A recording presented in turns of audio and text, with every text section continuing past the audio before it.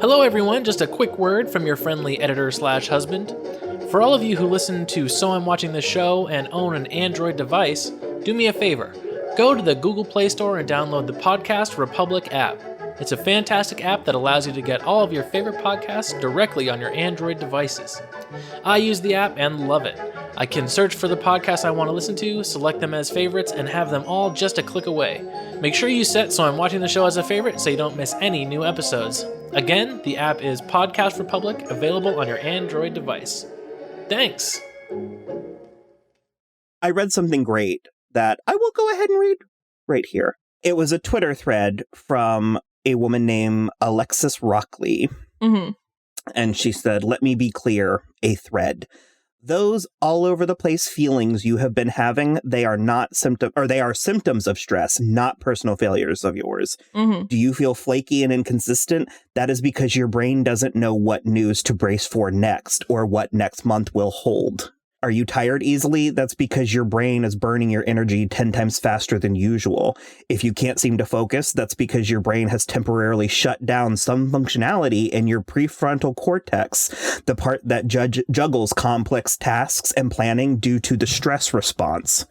Feeling creatively blocked, that's because your brain has temporarily diverted all of its creativity, aka ability to solve novel problems, to how do I avoid dying? While in a narrowed, slow burn fight or flight state. Suddenly don't give a fuck about future-based goals, projects, or dreams like you used to. That's because your brain knows being short-sighted is a safer way to cope right now. Your plans, creativity, energy, focus, and motivation are on a yo-yo right now because your brain believes that you need to be extremely adaptive. You will not be on this roller coaster forever. Be patient with your brain." I read a couple things recently about how everything feels worse and like anxiety is higher and different and crazier because we are all in an elevated constant trauma response. But because the threat is invisible, it feels counterproductive to be still. We feel like we should be fighting or flighting and we can't do either. And so it's like we have all these elevated chemical levels and our trauma response and our fight or flight response are like activated, but there is literally nothing we can do. And I like agree. It's like very weird and everybody should be very gentle with themselves right now. Well, because remember, because I've even saw something where it was like, you're not X, Y, or Z. It's like you're highly stressed and depressed. It's very normal. But I was like, I kept waiting for like 2 or 3 weeks. I kept waiting for a physical or visual cue. And I said, because we were comparing it to the hurricane season, and it's like, at least it has the decency to storm. You know what I mean? Like, I can identify the danger. And it's been sunny as fuck lately. Yeah. So it's unbelievable.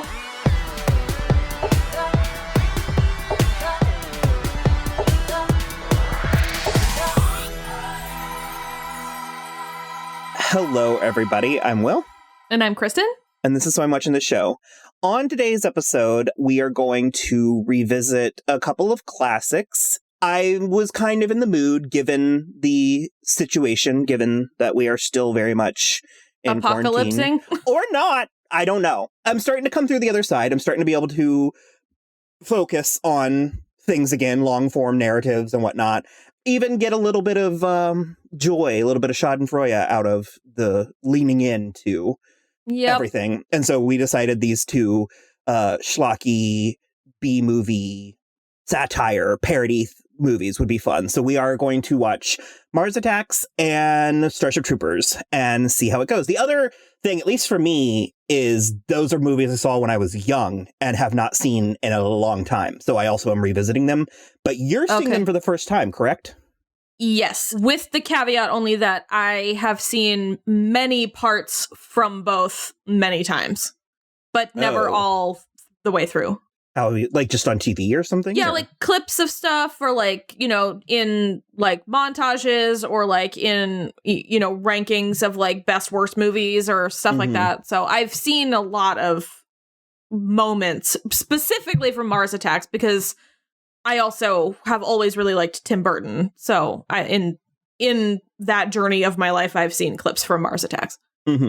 Well, let's start with Mars Attacks. My fellow Americans, this is a momentous occasion. It is profoundly moving to know there is intelligent life out there. Alien life. And our world will never feel quite the same again. Once you believe. Martians, please come to Earth, please. Once you rise above fear. Annihilate! Kill! Kill! Let's not be too rash. Then you'll be invited. Hi there. Are you interested in the White House? To meet with a new people. It's so perfect that it's happening at the beginning of the new millennium. More powerful than the might of America. As we must learn to dance. Girls, get out!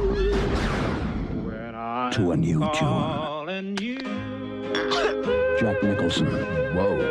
Why can't we all just get along? Glenn Close. Kick the crap out of them. Hey, we all make mistakes, Mr. President. Mars Attacks. It came out in 1996, which is one of those years that I don't know if this is for everyone, but there are years where I'm like, did that even happen? Like, did 2017 even happen? Yeah. I have no recollection of it whatsoever. You know, and so 96 is one of those where I was like, in my mind, it goes from like 95 to like late 97. Well, we were only like 10 and 11. So we were quite young. For starters, do you know anything about Mars Attacks, like where it came from? So I read some of the trivia, and I guess they were like trading cards or like a comic strip. Both. It started off as trading cards in the 60s. It was kind of like the Garbage Pail Kids, where it was like really, really crude. And it's actually really violent, like very gory and inappropriately sexual. Oh, okay. And they got sort banned. of like the movie? Well, that more so. Yeah. So they got banned, and then they were so popular that they like came back, but they toned them down, and then there was a comic strip, and then they re-released them and stuff. But I recommend looking them up. They're something. They're quite spectacular. Anything weird that this movie did, it's from the cards. Okay. Because like I even think the first card was the aliens setting cows on fire. Oh God. And they were worse than the movie. So I will give a warning in case you haven't seen the movie or aren't familiar with it, or the cards for that matter. If you are sensitive to violence against animals and Glenn Close, I wouldn't recommend this movie. Yeah. There's a lot of it. It's relatively innocuous, and the cards, it's much worse. Like the cards, it's way more, because there are cards actually. One of my favorite ones, and I use the term favorite loosely, is the Martians would take soldiers and tie them in front of cannons. Oh God. And then fire the cannons. It's like I started rewatching Parks and Rec, and there's that one where the mural where they're cannoning the Native American chief. Yes. It's just like that. There's more viscera, and then there's of course there's very little viscera on Parks and Rec. And there's like one where they're like operating on a very conscious husband while his wife is like in a cell watching. And God. Yeah, they're macabre. I'm looking at a couple right now, and I feel like the less graphic ones are on the internet, but they do look like the cover of pulp novels. Yeah. So this movie came out. It was mixed, and it kind of flopped a little bit. But this was like the year that we bought the DVD player. And so Mom would indulge us in like building up a collection. So we just kind of bought a bunch of movies around this time and then just watched them. And for me, this came out at a place where I was surprisingly at exactly the right point. Okay. I think if I had seen it even months earlier, it would have been too much for me. It would have upset me too much. Sure. Because I remember it being challenging for me with like all because I mean, they set cows on fire, they kill birds, they kill dogs, they kill like, yeah. But it hit me at just the right time that it was kind of like not quite Schadenfreude, but you know what I mean? Like it was kind of like fun to watch all this crazy shit happen. Well, it's very silly. It's very silly, and it's also so heightened. That it's like not real. I mean, I guess if watching animals be hilariously killed by an alien laser is gonna trigger you, then sure, don't watch this. But like, it's so clearly fake. Mm-hmm. Mm-hmm. Like, it's not like a realistic animal death. You know what I mean? Yeah. And also, we don't like grow to love the animals or anything. So now that it's established, let me go ahead and ask you what you thought. What did you think of it? It was fine. This is not my preferred Tim Burton. Mm-hmm. So I was sort of meh about it. I did chuckle several times, specifically at Glenn Close, because she is hilarious as the first lady in this movie. Just hilarious. And then also, Natalie Portman had a couple of really good snide, like, teenage deliveries in Natalie this that Portman were as first daughter Taffy Dale. Taffy, yeah, pretty funny. And then obviously all of the stuff with Pierce Brosnan and Sarah Jessica Parker was hilarious. But yeah, I mean, it just is like, it's grosser than I like my Tim Burton. It's weirder than I like my Tim Burton. I prefer it when he leans into his whimsy as opposed to his like mod 60s like batshit stuff. I liked it when I was a kid. I loved it. It's that thing that I refer to as 1,000 Ways to Die. It was a fun movie to watch at sleepovers with like your guy friends and stuff. And sure. It's been a long time since I saw it, and rewatching it, I was a little frustrated at how boring it was watching it a second time. That's the other thing too, yeah. I think the script is weak. I don't understand having this absolute embarrassment of riches that is the cast and doing so little with them. And it's not even it's not even like a scheduling thing, in my opinion. It's like, I don't actually think the material's there, because there's a handful of places in the movie where the material is there and it's very good. One of which, and I mean, this is very on brand for me, but it also is just objectively true. The Martian girl. Yeah. It's like how, played by Lisa Marie. I fucking love Lisa Marie, but I know, she's great. How completely conspicuous she is.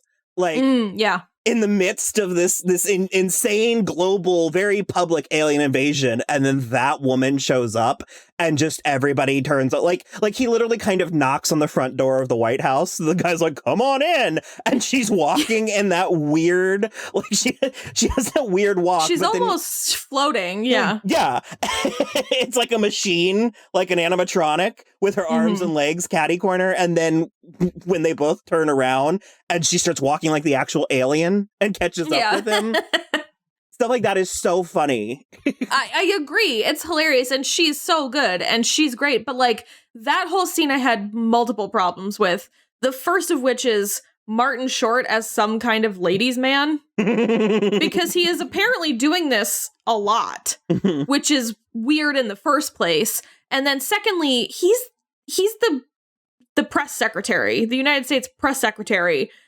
So like, why can't he get into the White House? Why does he have to knock on the door? It was all very weird. And like, I know that that's not what I was meant to be focusing on, but like you said, because it was like a little boring and like paced kind of poorly, I was focusing on stuff like that when I shouldn't have been. Yeah. And I don't really know how exactly that happens, other than, I mean, maybe this is where Tim Burton starts to enter his, like, I don't know what to call it, questionable period, where it's like... No, this is too early for that.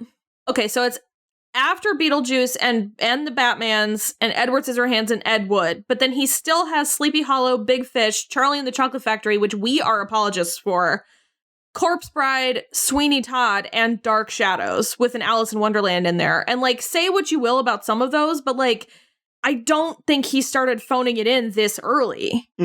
Like, there's so many things after this that are still like Big Fish is my favorite Tim Burton movie.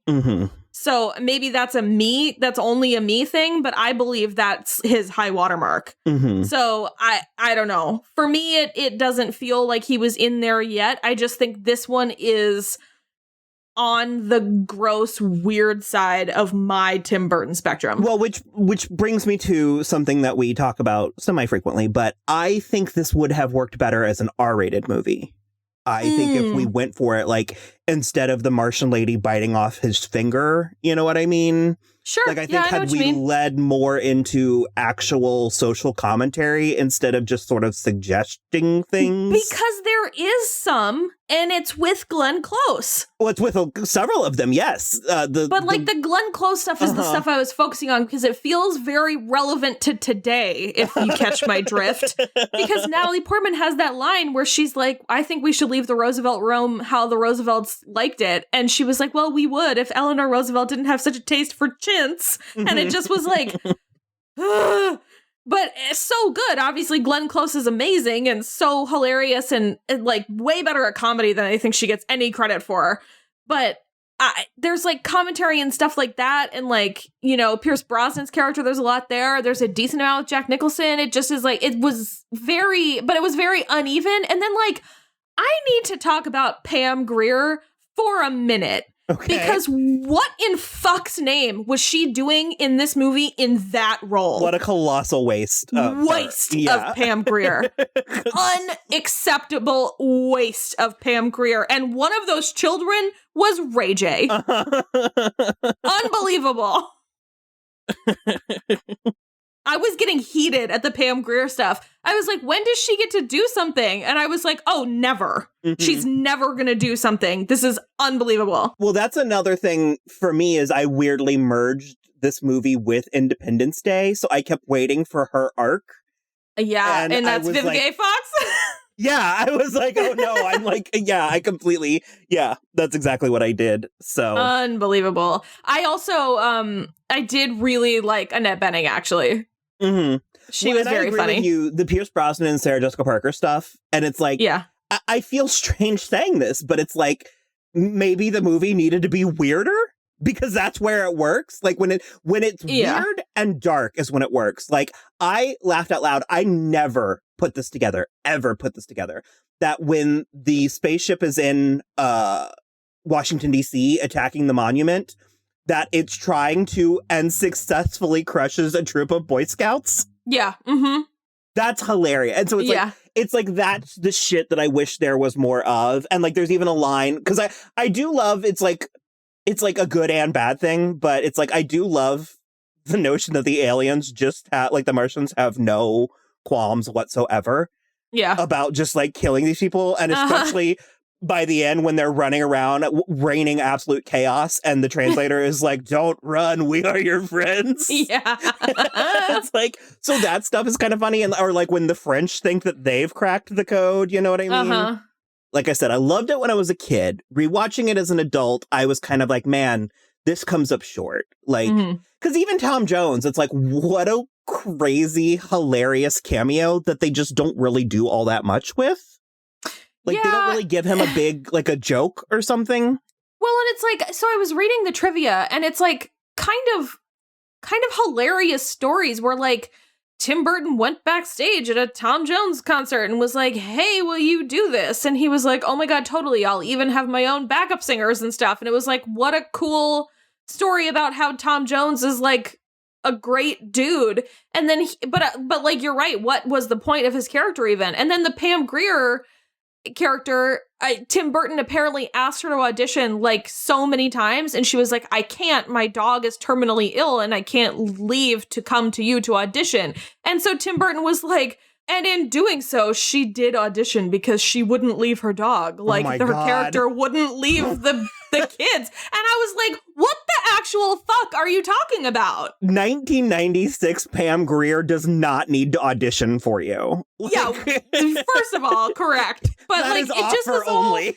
It was very weird. It was just super very weird. A couple of the stories that I like read, and then one of the ones that I actually did think was like actual funny was he kept on getting notes from the studio that he absolutely could not kill Jack Nicholson. They were like, you're not allowed. Like, you can't. It was a wild time for. Yeah. I mean, in 1996, are you out of your mind? So basically, Tim Burton was like, well, I'm going to double fuck you because I'm killing both his characters. And happens. And he did. And it happened. And I just was like, what? Also, Christina Applegate and Jack Black are in this movie, which is something that I didn't know until last night. Yeah, same. Because I was watching it and I was like, that's fucking Jack Black. And I saw Christina Applegate's name go by in the opening credits, but I didn't realize it was her until the funeral, I think. Till Jack Black's funeral. And then I was like, I was like, that's Christina Applegate. Oh my God. But I will say one of the characters, or one of the parts that weirdly worked for me was Jim Brown as Byron Williams. He's taking it very straightforward, and I don't know if I wish everybody was taking it seriously. Everybody was taking it like not seriously, or a combination. Again, to Pam Grier's role being absolutely useless. Cindy, the cocktail waitress, should be his love interest. Yeah, it was all just very. There even is a moment where Pam Grier is in the apartment with her sons, and the aliens are invading. They're everywhere. They're destroying all kinds of shit, and she's like, oh my God, something happened to Byron. And I was like, oh, dip, is he dead? I was like, that's crazy. And then he's not fucking dead. And I was like, so there's just like no stakes except for when there are heavy stakes. I was very, very strange across the board. Mm-hmm. I wish it was saying something ultimately. Because there's that weird scene in the middle when they're translating the alien ambassador the first time. And he has this message that's like, it's very strange. Mm-hmm. It leads you to believe that the aliens and the humans are somehow related. Okay. Because it's something about like coming back. And so it's like, I don't know if they were going to prep a sequel or what, but it's like, I wish there was a little bit more to really make it land. Yeah, it does feel sort of half-baked. How on that note, though, I will say this was meant to be like a spoof and a send-up of like alien invasion movies from the 50s and 60s, in which case it does an excellent job because none of those make any goddamn sense. And also, in its credit, relatively solid effects in a very dubious time. Yeah, they look pretty good. Well, Tim Burton has always been very pro practical effects. Until he did get into his dicey area. This was a place where effects could go haywire real easily. And you can see them, you can see the effect, but it's pretty good. Because I remember asking Will one time, because he has more of a technical eye, where I was like, that first shot of the dinosaur in Jurassic Park, or like the Titanic in Titanic. Why does that look so good still? And he was like, time and money. Like they actually took it seriously in a way that when effects do start getting, shaky, they were too high on their own supply. Like they were. Yeah, because I mean, this movie is like, I would say it has I think a 2 or 3 year difference between the Alien movie with the swimming xenomorphs, and it's like those are so shitty, and this is like actually pretty good. And I think part of it is because it's supposed to look silly and ridiculous. True. But they look fine. But even like, the saucers landing and like the destruction, it looks okay. So I maintain that if they can handle it, I think it's actually a pretty decent movie for a certain type of, like, not a child, but like a tween. Sure, absolutely. Yeah, definitely a tween. Like when you're getting into like every tween has a weird shit phase. Yeah. This is right there. And certainly if they have any affinity for sci-fi or Hollywood or movies and stuff. Definitely. And then as an adult, other than a handful of like fine bits, it's mostly only good for the cast. We didn't even mention. I mean, well, we talked about some of them in passing, but yeah. So, I say medium, middle of the road. Yeah, definitely middle of the road for me. Like, because for me, it was not even like it wasn't taking itself seriously enough, but it was like too serious for me to even really enjoy it in like a campy way. So it's just like it was just kind of a miss for me. But I mean, I'm glad I finally watched it. It's one more thing off of the Tim Burton checklist. I also remember, because like I said, I was like 12 or 13, and I remember being like absolutely in love with Natalie Portman and Lucas Haas. They were just like, they couldn't have. I love how she's just president at the end. Like, yeah, so good. I'm fine with that form of government. Yeah, no, me too. And by that, I mean Natalie Portman, not the first daughter. No, 100%. Natalie, just Natalie Portman. She actually would probably be terrible. She would Natalie be Portman for president or empress, if you so choose. So, all right. Well, we'll be back with Starship Troopers. Yay!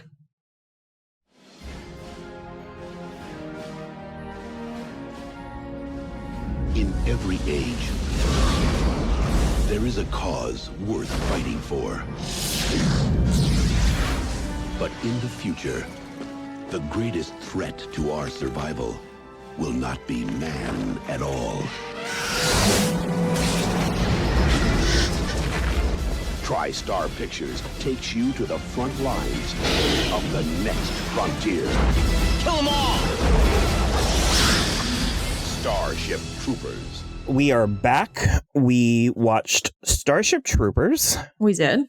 Not Stormship Troopers, as I was calling it the whole time. The whole time.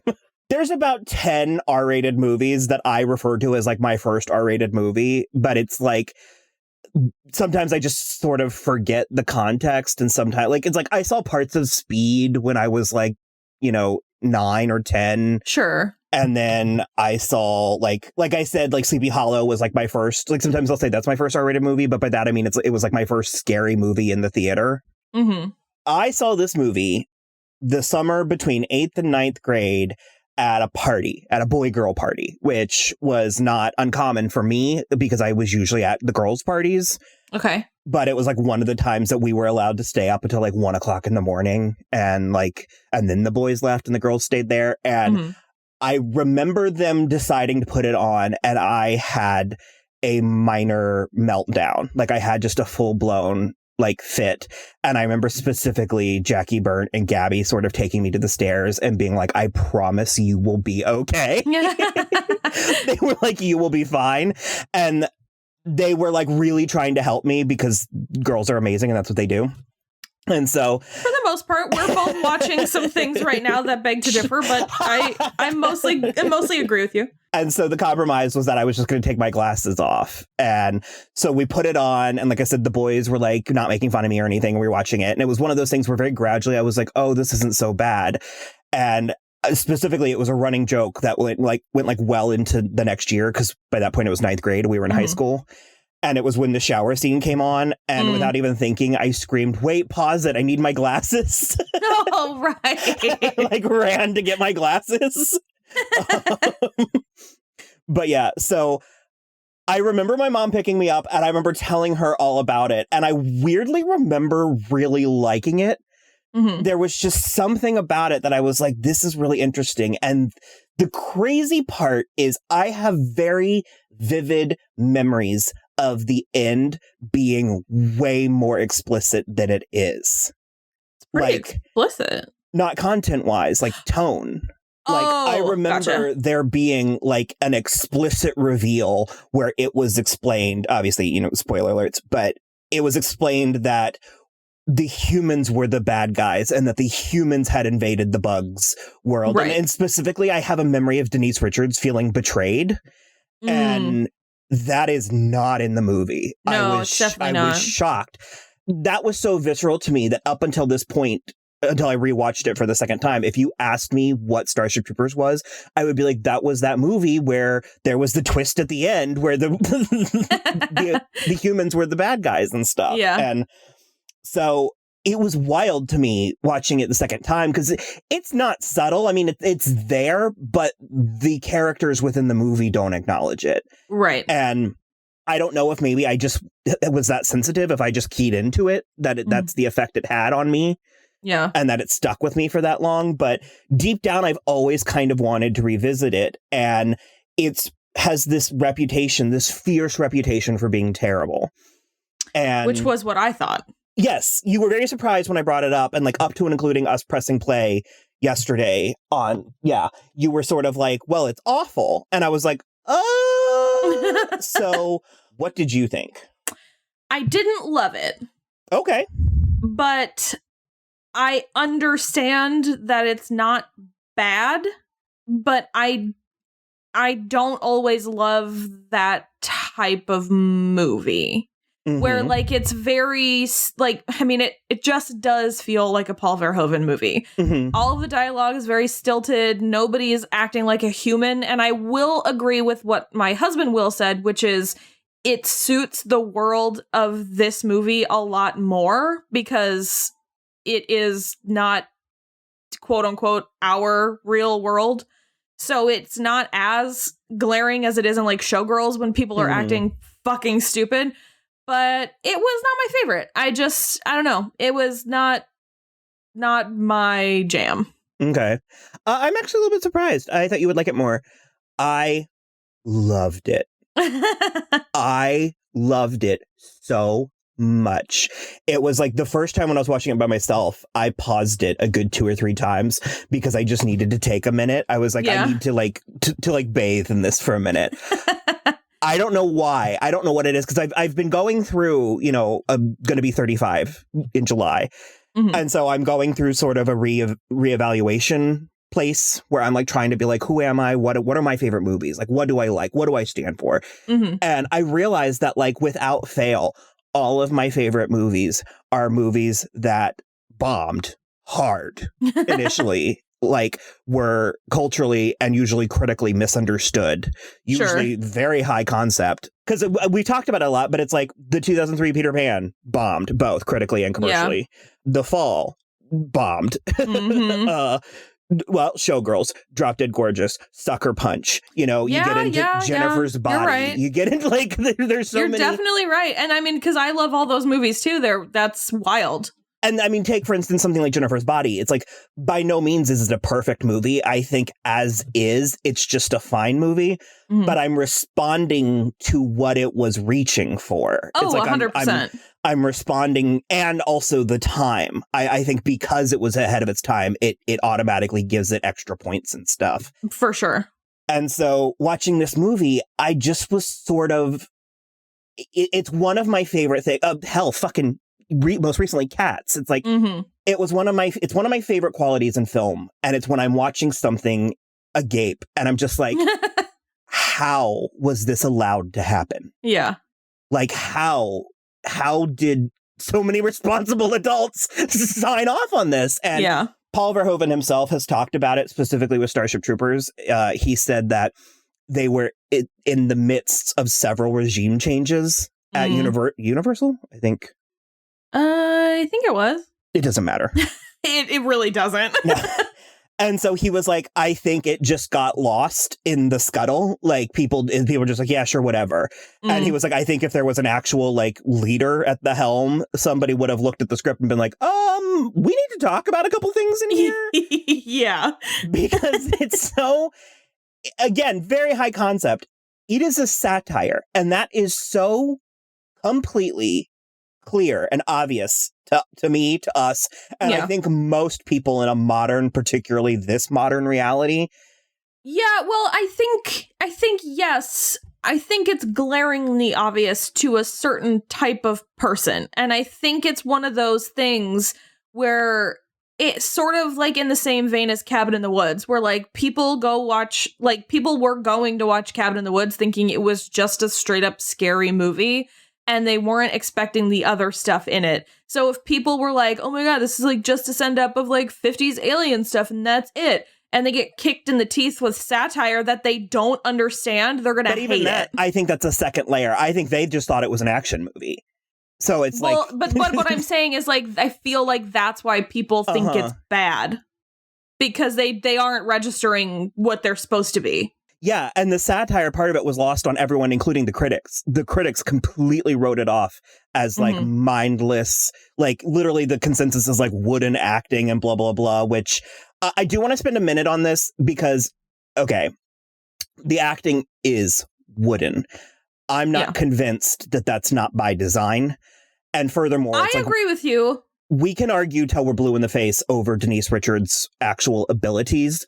But tell me, what about the character of Carmen needs to be dimensional?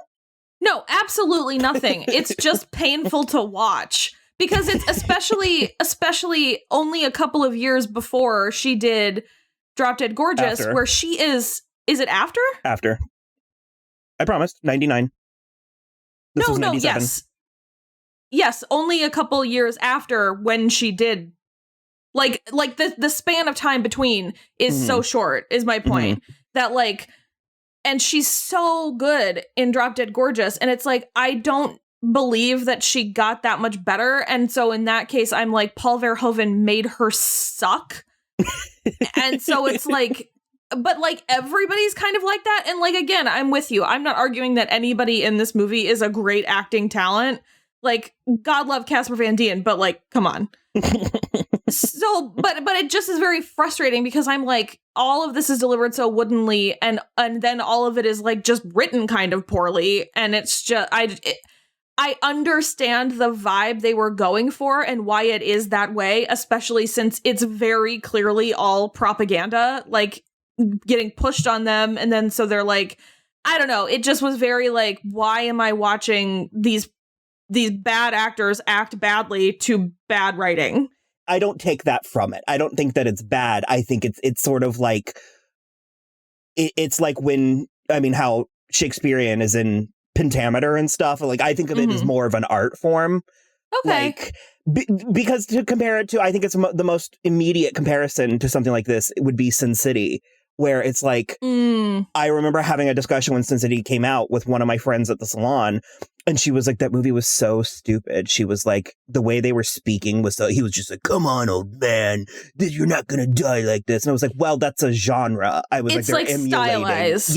Yeah, okay. And so I think maybe it was the timing of this movie, because it came out in a time where we were taking movies seriously, and there were movies like this, well-made movies like this happening. Sure. Like Independence Day a year before. Yeah.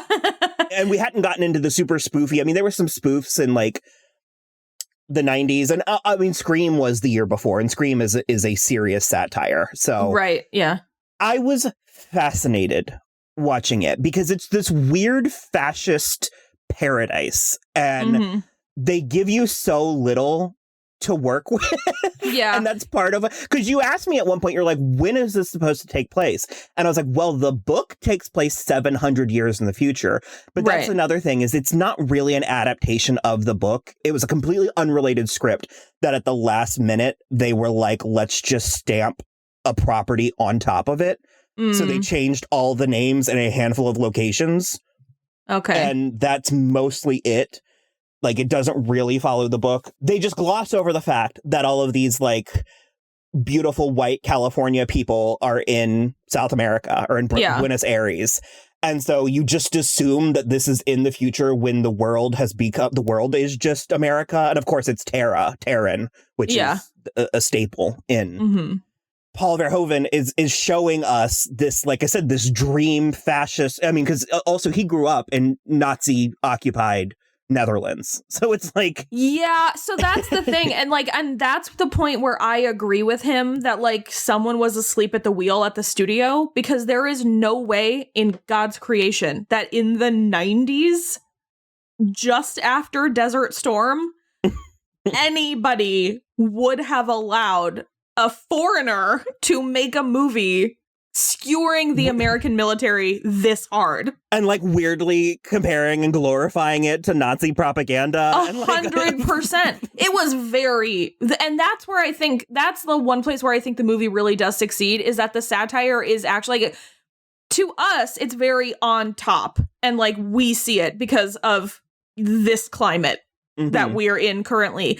But I can see at the time in 97 where they would have been like, it could have been buried so deep for the people seeing it that they would have been like, well, this doesn't mean anything. Well, even the critical reviews, I pulled some of them up, and one of them from the time was like, a film so one-dimensional, one has to wonder if that was the point. And yeah. I mean, yes. And this is one of the movies that has been vindicated over time. Like Slant Magazine included, it was like number 20 on the 100 best movies of the 90s and stuff. Sure, it's popped up on some things. Also, just to throw out how shockingly well made it is. It is an extremely well made movie. It looks amazing. And like we were you mentioned like halfway through, you were like, this actually was like the most expensive movie that the studio like or of the year or something like that. And I was like, I can tell because every place we go is a built set. I was like, none of these locations exist. They built like buildings for this movie. It wasn't of the year because Titanic came out this year as well, but this movie cost like, I think $100 million and some change. And I was like, Jurassic Park cost $60 million and Independence Day cost like $70 million. Like insane. It's so much money. And I did mention to you while we were watching it that I do forget why. And I think it was because they were having a hard time casting the movie that they made a decision to cast television actors. Right. And that wasn't like nowadays that shit happens all the time. Like there's not really a divide anymore. Yeah. But there used to be a hard line in the sand versus with TV actors and movie stars. It was a mixed bag. I'll say that. Do you want to talk anything about the movie's gender politics? I guess I need to know what you mean exactly. That it is shockingly progressive, it's pretty startlingly feminist, and sure, yeah. There were women on the football team. There are women in the military. They don't behave any differently. Like they're not. Yeah. There's no weird sexual violence or anything. There's there's a scene where Johnny gets mail from Carmen, and the other soldiers are like harassing him, and like one of them's one of the girls, and she's like, oh yeah, like she's just acting like the jocks are. You know what I mean? I think it was progressive for 1997, but it's cool that the women are all there, and like Brenda Strong is like a fleet captain and whatever, and it's cool. But it also you have to see the part where the women are accepted because they're acting like men. I don't necessarily buy that. Because, I mean, they're soldiers. Because Denise Richards isn't acting like a man. You know what I mean? That's true. Like all the like infantry ones with Johnny and like Dizzy especially is very like, I can hang with the boys. And I'm just like not a fan, to be frank. But that's the kind of thing where it's like, yes, it's progressive in a way, but it's sort of like a G.I. Jane type of thing where it's like, I have to shave my head and be like, razzing you about your girlfriend in order to like be here. I actually just completely disagree. I think that it's because none of their merit is ever called into question. At no point in the movie is there any, but you're a girl. Like, I mean, that's fair. And you would really expect that from Jake Busey at certain points. Do you know what I mean? Like, it is taken at such face value. Because I mean, even the I don't remember what the title, like the president. It's like they fire that one guy and bring in a woman of color to be the leader. And she leads us successfully to victory. I guess that's the other thing with the ending with the movie is when they capture the queen, the brain bug, from that moment on when Neil Patrick Harris, who is psychic, I'm fine. I'm completely fine with it. But it does feel like a lost plot point. Yeah. They establish it, but never really go anywhere with like, not all the way. Yeah. So I'm fine with it. It's not a problem, but I would have liked a little bit more there. But definitely. I agree. It's when he like announces that she's afraid, and the rest of the movie I find absolutely nauseating. Yeah, it's terrible. Because they're so happy. And it goes right into the final propaganda video where nothing was accomplished. They're just continuing. It's like if there's there's no mission accomplished. There's only more war. There's only more mission. And when the movie was over, I was like, I need to sit down for a minute. I was like, and it clobbered me. Like, yeah.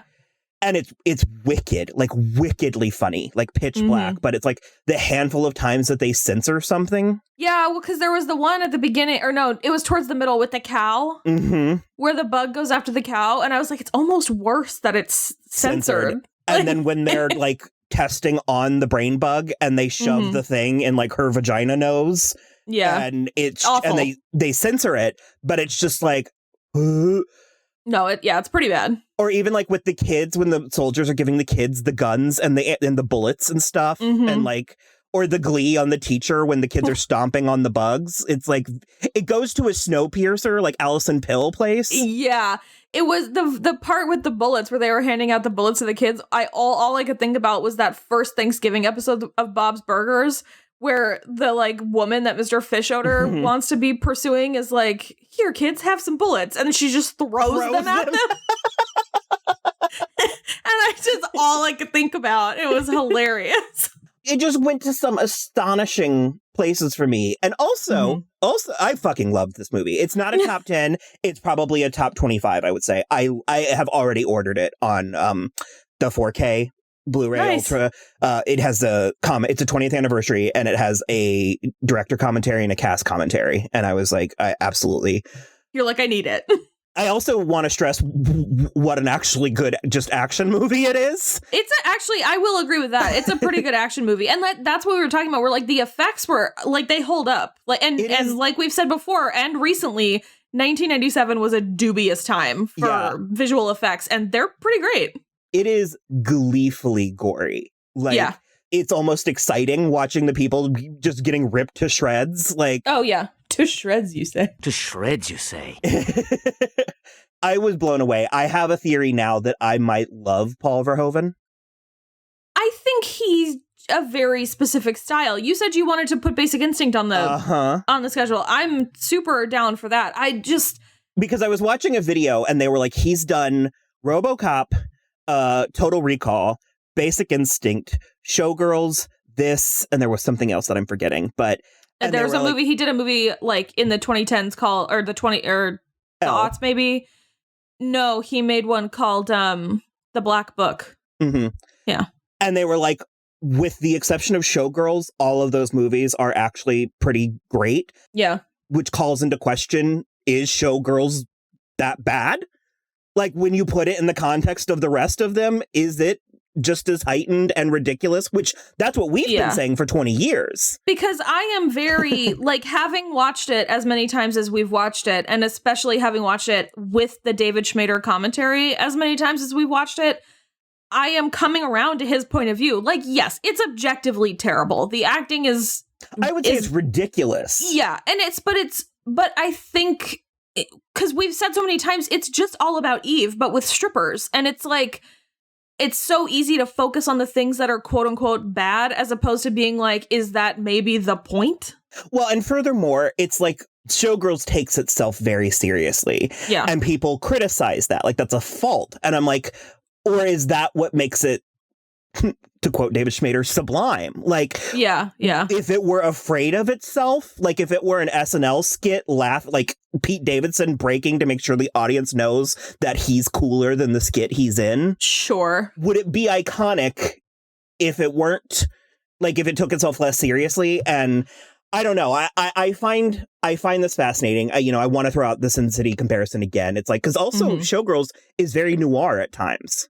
Like, yeah, I was also going to say it might be one of those things that we just talked about recently. I forget again now who we were talking about it with, but we brought up Bong Joon-ho as well because it was Paradise Hills. I think potentially part of the like sort of off kilter and like kind of zaniness could absolutely be because Paul Verhoeven is Dutch and he's making, not to say he's can't speak English, he obviously can, but he's making English language movies with a Dutch and European sensibility, and I feel like there's such a difference between the sensibilities of American cinema and the sensibilities of European cinema that I feel... And certainly when you're factoring in time periods, I mean, you talk about like 100%. Movies from the 70s, the 90s was a time period for movies. Such a time period, and I lately have been finding that very fascinating, like...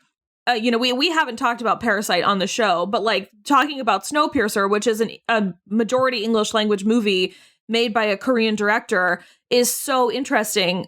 And the way that he views the world is so interesting. And then you talk about something like Portrait of a Lady on Fire, which is not only so female, but like if all I had were subtitles and I weren't listening to them speak, I would be like, this is a French movie because it just feels French. And so that's the thing that I find so fascinating about these, non-American directors is you can almost pinpoint where they're from based on their content, and it's wild. To, connect Showgirls to Snowpiercer, it's like, I think wow, who would have thought we'd be doing that? Pull the quote. Bold move. I think the issue with Showgirls was that, unfortunately, Elizabeth Berkley was in so far over her head. For sure. And was let down, in my opinion. And Paul has taken the onus. He has said that was my fault. I let her down, and she paid for it in a way that only young women tend to really pay for things. For sure. For sure. Because that's the thing we talk about all the time is everybody else in that movie knows what movie they're in. And Elizabeth Berkley was like, this is my time to shine. And it's like, not that way. And to, as I promised, connect that to Snowpiercer, I remember watching it and then reading a review, and they were talking about how good it was. And this was the time when people were discovering that Chris Evans was actually good. Yeah. Up until this point, I mean, he had never done anything bad, but just no one had quite taken him seriously. And I remember he was in a couple of like teen sex comedies and like Captain America. And I remember reading a review that was like, he's given some doozies of lines to deliver. Oh, yeah. Because the one of them is that, like, I know baby tastes the best. Yeah, yeah. It's like, that's a hard line to sell. It's a really hard line to sell, but he's so talented, and we've been on the train the whole time. Yeah. There has to be somebody responsible behind the wheel, or it doesn't go all the way. Or and even in Gina Gershon's point, like an actor, somebody has to take charge. Exactly. And that's what I think is like Paul Verhoeven is not good at that part. Well, but for instance, with something like Starship Troopers, though, everything was so stilted to the point where I think he did land it. I think, the cast wasn't a little bit at war with itself the way Showgirls is, the way some of these others can be. There were a couple of things that I wanted to talk about more. I want to bring up Dina Meyer. Okay. This is why I don't like her. And that's actually not true, because I do like her. I've seen her in things. I'm like, oh, cool, Dina Meyer. But if I remembered, two things from seeing this movie when I was 13, it was that there was a crazy twist ending and that I fucking hated Dizzy. Yeah, she's not great. To the point where my friend, like, I remember my friends when we were watching it, they were like, dude, you have got to lay off. I hated her. I hated her so much. And rewatching the movie, I couldn't believe, like, I felt such vindication. Yeah. I was like, she is terrible. And she's not great. I did not instruct you. I did not plant a seed in your brain, but we were not like halfway through her second line and you were like, she's awful. Yeah, no. I don't like it. I feel like no matter how I say it, it's going to sound like really sexist, but that was the stuff that was giving me the vibe of like, I can hang with the guys because I act like the guys. It was just a very like full throttle being a dick. I don't know. I really just did not care for her at all. She is so hard up for him, like so desperate. It gets to like a no means no place where it's like it really does. He has to turn her down like 3 times. Hashtag time's up. Hashtag me too. And he just couldn't be less interested. If that was different, if back to the gender politics, I think they're spectacular. If she was the man and he was a woman, people would be like, this is disgusting. Yeah. And that's another thing, because I also love how little fucks Carmen gave that. She liked him, but I mean, we're introduced to her popping a bubble in his face. Yeah. And she behaves that way for the entire rest of the movie. And I think it's funny that it's like she's fond of him. I think it's interesting that he follows her into war and not vice versa. And she's the one with the aspirations and she's the one with the achievement and the drive and everything. Because she's like, what is she, a lieutenant by the end? Yeah, I was going to say she's a captain by the end. She's captaining a ship by the end, but she's also the smart one where like she gets a 95 on her math test and he gets a 35 on his math test. And it's like, so she's smart and she's driven and she like actually wants to do this. And he's just like, yeah, I'll go, whatever. That part of it was interesting. Yeah.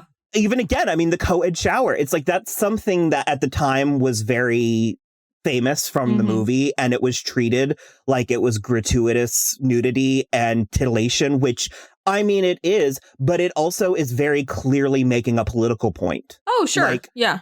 Nobody was being taken advantage of in that scene. You know what I mean? No, it was like they weren't even looking at each other. Uh-huh. It was like totally normal. It's like except for Dina Meyer was looking at Dizzy was looking at Johnny, and that's all I'm gonna say. When she fucking died, I remember laughing so hard when I was like 13, and then rewatching again, I was like, yeah, this is bad. It's pretty, that part's pretty bad. And at least I got to have you. Yeah, oh no, it's really gross. It's really pretty gross. And it's so funny because the whole time we were watching it, Will was just kind of like, man, you two are going in on her. Because he was like, when I was like 13, all I saw was hot redhead. Yeah, and I just like, I don't think she's ugly, but like, I don't even think she's that hot. And I think her hair is unfortunate. She's way hotter now. She's one of the ones that aged into I believe that for sure. Well, in the 90s were bad for everybody, as evidenced by Denise Richards' horrible, like, not matte, but like flat brown lipstick. It wasn't even frosty. It didn't even have the decency to be frosty. Well, and I shouted this out last night, but I was like, eternal shout out to Denise Richards for not succumbing to the 90s eyebrow. That's true. She has great. She does and has always had great eyebrows. So what I'm saying is, when we're done recording, we're going to watch Wild Things. Yeah, I mean, okay. I want to so bad. I've never seen that either. Really? Yeah, no. I haven't seen it since I was a teenager. It apparently does not age well. Then I can't wait even harder. It's Nev Campbell, right? Yeah, Nev Campbell and her Matt Dillon and Kevin Bacon. That's right. And Kevin Bacon's peen. Sweet. He does whip it out. When I say it ages poorly, I don't mean that it's like suddenly bad. I mean it's like shockingly offensive. Oh no. Like the things that flew in 1999 no longer fly. Oh boy. All right. It takes place in the Keys. It's like a murder. Yeah, murder. It's a noir. Fuck it. Let's do it. Let's do it. Well, the whole thing with Kevin Bacon naked was he had a no nudity rider in his contract, and the scene just got through. The shower was supposed to be steamier than it was. And he ended up not doing anything with it because he was a producer. So if he had brought up legal action, he would be suing himself. Well, so if that movie has to be the reason why he just whips it out now. He probably just was like, it wasn't that bad. Oh, Hollow Man.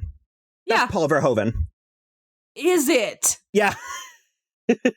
Okay. I remember that movie being pretty terrible, but yeah. Speaking of Kevin Bacon pain. Yeah, speaking of Kevin Bacon's pain, it's in there too. Yeah, I might love Paul Verhoeven. I think you might. I think that does check for you pretty hard, though. To be quite honest, I probably have another 20 minutes worth of stuff that I could talk about Starship Troopers, but I think we've gone long enough, and trust when I say I think it'll come back up. I think it'll come back up for sure. I think we're going to compare this to a lot of stuff. Yeah, I fucking loved it. I can't wait. There are 2 live-action sequel movies. They are both terrible. Casper Van Dien is in one of them as the same character. Oh, funny. And then I think there's some animated movies that are better. But they're very straightforward. They don't have the commentary. And there was talk of rebooting it, which weirdly I would be for, because I think in 2020 it would be the same tonally, just tighter. Yeah, for sure. And I think it would be even more wicked. So I think Paul Verhoeven has maybe learned a lot since the 90s. I don't think he would be doing it. I think he was just producing. Just producing. Okay, that's fair. And I think it's a property that it's one of the ones that can just like, you could reboot it forever. Yeah, yeah. So, man, I'm a little bit high now. So. I fucking loved this movie. So, all right. Oh, sorry. The last thing I was going to say is, critically, if I am critiquing, it is too long. It's way too long. There is no excuse. It's like easily 40 minutes too long. I would say 30. I think 100 minutes is perfect. It's 2 hours and 10 minutes, and that is too much. It's way too much. I think a solid hour and 40, 100 minutes is all it needed. Yeah, I can definitely agree with that for sure. So, okay. All right. Well, as always, you can follow us on Twitter @SoI'mWatching, Instagram @SoI'mWatchingThisShow. We also have a website, soimwatching.com, that links out to everything, including our Patreon, which is both free for the month of April and probably May. And we are also just giving away our episodes right now just because everything is on fire and we want you guys to have fun content. So yeah, it's up in the air. We're thinking about retooling it. Yeah, for sure. So if you just want to help out starving artists in hard times, just throw a donation, one time, definitely recurring, whatever. Yeah, whatever you feel like. $1, $100,000, $100,000 would be sweet. But yeah, so that's what we're doing right now. We're also getting ready, just in case anybody is curious, and I'm going to tweet about it. We're getting ready to do weekly episodes for Penny Dreadful and the new Penny Dreadful City of Angels and the new Snowpiercer series, probably. So stay tuned for that. Mm-hmm. And then, as always, you can rate, review, and subscribe on iTunes or wherever you listen. And that's it for us. Okay. Bye.